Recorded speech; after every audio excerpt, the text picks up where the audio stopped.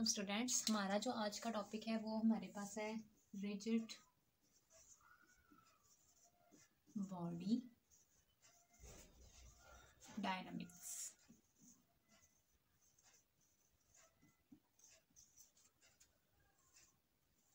Rigid body dynamics में हम लोग जो है सबसे पहले डिस्कस करेंगे, मैं पहले कंटेंट्स लिख देती हूँ। सबसे पहले हम डिस्कस करेंगे रिजिड बॉडी को, देन हम डिस्कस करेंगे डिग्री ऑफ फ्रीडम को, फिर हमारे पास आएगा एलर्स थ्योरम, लास्ट पे हम लोग सेकंड लास्ट में हम लोग क्या करेंगे, एलर एंगल फाइंड आउट करेंगे, एंड लास्ट पे हम लोग फाइंड आउट करेंगे एलर्स इक्वेशंस।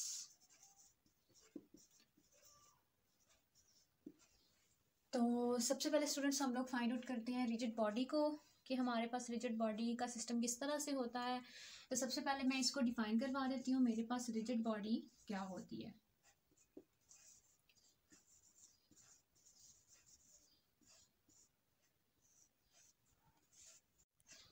जी, हमारे पास है रिजिड बॉडी। रिजिड बॉडी हमारे पास ऐसा सिस्टम होगा कि हम उसमें कंसीडर कर लें 2 और मोर देन 2 पार्टिकल्स, तो हमारे पास उनके बिटवीन जो डिस्टेंस होगा बच्चे वो फिक्स्ड रहेगा, कांस्टेंट रहेगा।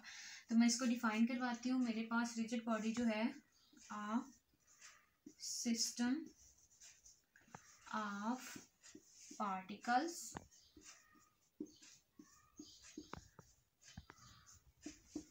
in which distance between 2 or more than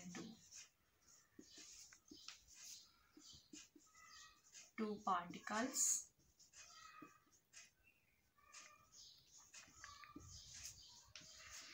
remains fixed throughout motion।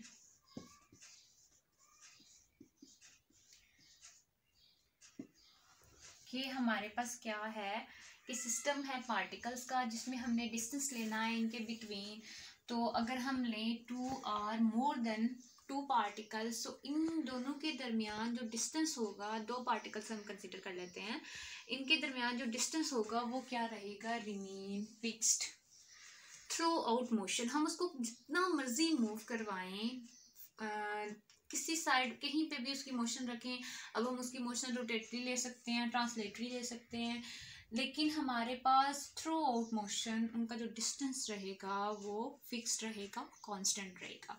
अब ज़रा मैं इसकी डायग्राम जो है वो ड्रा करती हूँ कि मैंने क्या किया है। रिजिड बॉडी जो है वो आर्बिट्रेरी शेप की होती है, उसकी कोई भी रेगुलर शेप नहीं होती, और वो उसके अंदर जो पार्टिकल्स हमने रखे होते हैं वो भी रैंडमली रखे होते हैं। मैं कंसीडर कर लेती हूँ कि मेरे पास ये पार्टिकल्स जो है, ये मेरे पास बी पार्टिकल है, ये मेरे पास सी पार्टिकल है। तो रिजिड बॉडी है, आर्बिट्रेरी शेप है, तो मैं फर्स्ट कर लेती हूँ, कंसीडर कर लेती हूँ कि इसका सेंटर ही है। तो बच्चे ये तो इसका इस सेंटर से सी से डिस्प्लेसमेंट होगा। अगर मैं इसको आर आई का नाम दे दूँ, इसको आर जे का नाम दे दूँ, तो ये मेरे पास थ्रू आउट मोशन जो है फिक्स्ड रहेगा। तो सी जो है मैं सेंटर कह रही हूँ, तो मैं इसको एक्सिस भी कह सकती हूँ। जब अब मैं इसको एक्सिस कंसीडर करूँगी तो मैं इसको नाम दे देती हूँ कि ये मेरे पास क्या है, ए, यानी कि मैं एक्सिस को ले रही हूँ तो ये मेरे पास ए है। सेंटर के बजाय मैंने इसको ए का नेम दे दिया है। अब हमारे पास ये तो थी रिजिड बॉडी और उसमें हमारे पास मोशन हो रही थी पार्टिकल्स की। अब नेक्स्ट हम लोग आते हैं अपने सेकंड हेडिंग की तरफ कि मेरे पास डिग्री ऑफ फ्रीडम जो है वो क्या है। हमारे पास सेकंड जो आ रहा है अभी, जो मैं जिसको मैं एक्सप्लेन करने लगी, वो हमारे पास है डिग्री ऑफ फ्रीडम।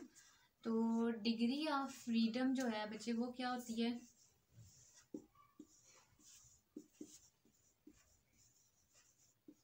इसको सबसे पहले हम डिनोट करवा देते हैं, ये हमारे पास एफ है, ठीक है। तो डिग्री ऑफ फ्रीडम में हम लोगों ने क्या करना है, थ्रू आउट हमारे पास जो मोशन हो रही होती है उसमें हम लोगों ने कांस्टेंट और कोऑर्डिनेट्स को बच्चे डिस्कस करके तो हम लोगों ने क्या कर लेना है, एट द एंड फाइनली जो है वो हम लोगों ने जो हमारे पास एलर थ्योरम, एलर एंगल या एलर्स इक्वेशन में कोऑर्डिनेट्स यूज़ होंगे, एंगल्स यूज़ होंगे, वो बेसिकली हम लोगों ने फाइंड आउट करनी है। हमारे पास डिग्री ऑफ फ्रीडम को मैं डिफाइन करने लगी हूँ, ये है it is the minimum number of independent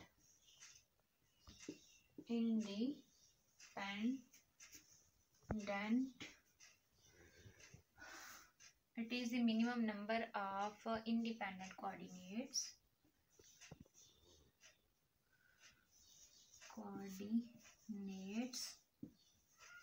which is used to describe the motion of a rigid body or without violating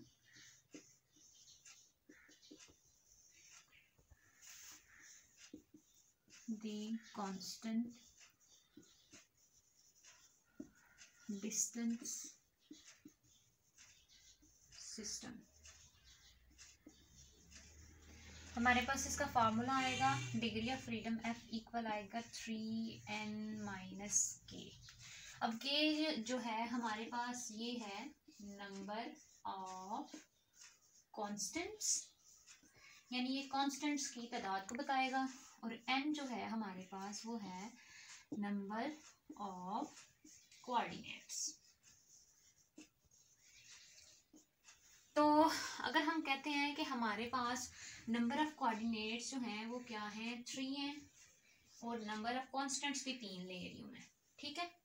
number of coordinate भी 3 ले रही हूँ और नंबर ऑफ कांस्टेंट भी 3 ले रही हूँ। अगर मैं इनको मल्टीप्लाई करूँ तो यह आ जाएगा 9 - 3 = 6, यानी 6 हमारे पास क्या होंगे, टोटल हमारे पास जो कोऑर्डिनेट्स आएंगे डिग्री ऑफ फ्रीडम से वो बच्चे 6 होंगे। इन 6 में से अगर मैं कहूँ तो मेरे पास इन 6 में से जो 3 होंगे वो रोटेशनल होंगे,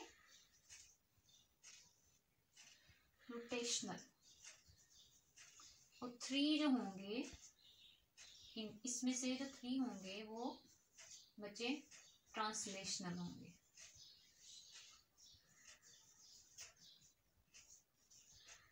तो हम मोशन की बात करते हैं तो बच्चे अगर हम मोशन की बात यहाँ पे कर रहे हैं, 3 रोटेशनल है और 3 ट्रांसलेशनल है।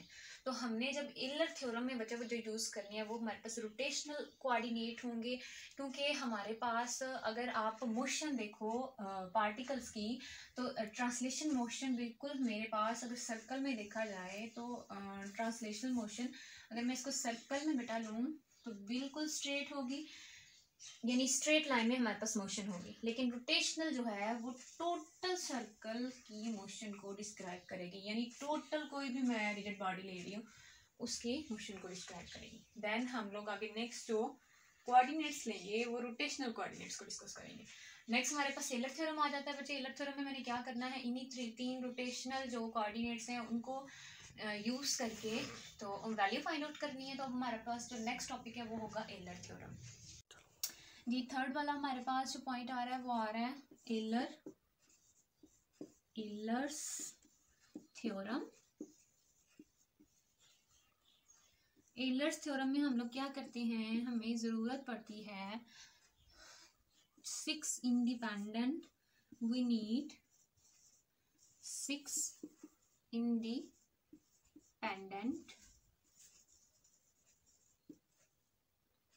coordinates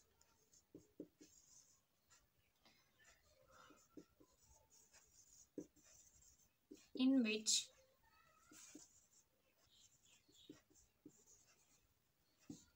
three are rotational and three are translational.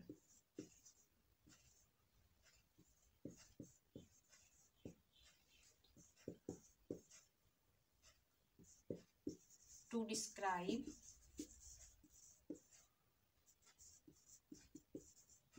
the motion of rigid body.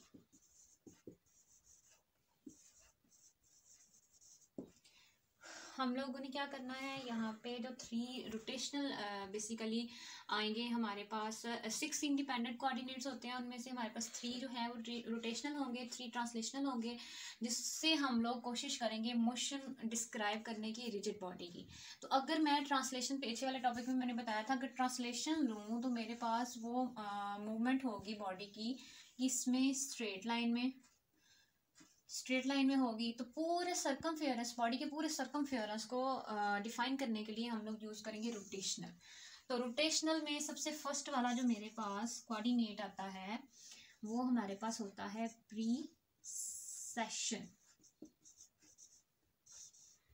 Angle, या फिर हम इसको कह सकते हैं ये हमारे पास है बेटा इनिशियल एंगल,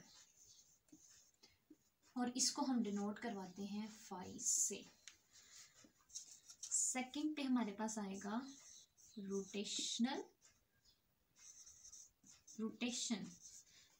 एंगल, या फिर इसको हम कह सकते हैं न्यूटन एंगल, और इसको हम डिनोट करवाते हैं थीटा से। थर्ड हमारे पास और लास्ट है वो है स्पिन एंगल और बॉडी एंगल, इसको हम डिनोट करवाते हैं साई से। These above angles are called Euler's angles। जी, हमारे पास ये टर्म भी होगी। अब हमने इनको प्रूव करना है कि हम इससे रिजिड बॉडी की जो मोशन है उसको किस तरह से डिस्क्राइब कर सकते हैं। अब हमने क्या करना है, नेक्स्ट ये जो मैंने आपको एलर एंगल्स बताए हैं बेटा, इनको प्रूव करना है ये किस तरह हमारे पास रिजिड बॉडी की मोशन को डिस्क्राइब करते हैं। इनका प्रूफ हमने फाइंड आउट करना है, जो कि मैं अपने नेक्स्ट लेक्चर में आपको अच्छे से समझाने की कोशिश करूँगी।